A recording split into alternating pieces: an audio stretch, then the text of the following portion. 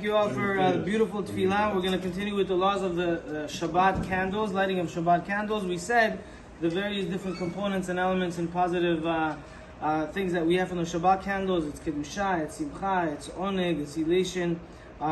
So considering all the forefront of these great qualities of the Shabbat candles, where then should we light the Shabbat candles? If it's meant to bring us light, to bring us satisfaction, to bring us happiness, where should we light it?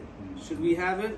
Let's go back in time a little bit, when we didn't have electricity. Should we light candles in every single room of our home?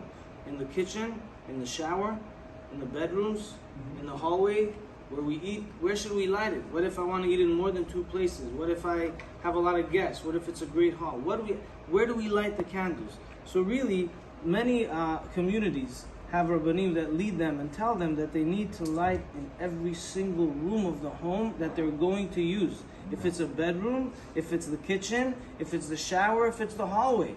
If it's a room you're not going to use, okay. Some people have a room in their home that they enjoy reading a book at 4 o'clock in the afternoon, at 1 p.m. in the end, right? Yeah. And they never use it at night, so they don't have to light. But according to Sfaradim, we light the candles where we eat.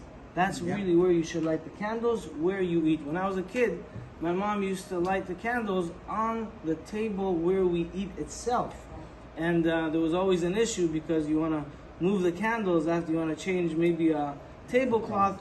And there are ways to do it, very simple, not a problem at all. But when you do that, it brings a lot of maybe satisfaction. You go to a wedding, you go to a nice event.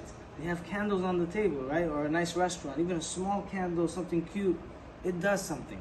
And so the primal, maybe historic source that we see to that is the Shabbat candles. So really, we light them where we eat, and preferably on the table that you eat, although not everybody does that today. You don't really see people doing that, but it is a lot of kavod. If you do it where you eat, you should know that it's a problem to move the candles, because the candle holders they held a candle when Shabbat came in, so they become moved to the entirety of the Shabbat. So what we do is we put them on some sort of tray.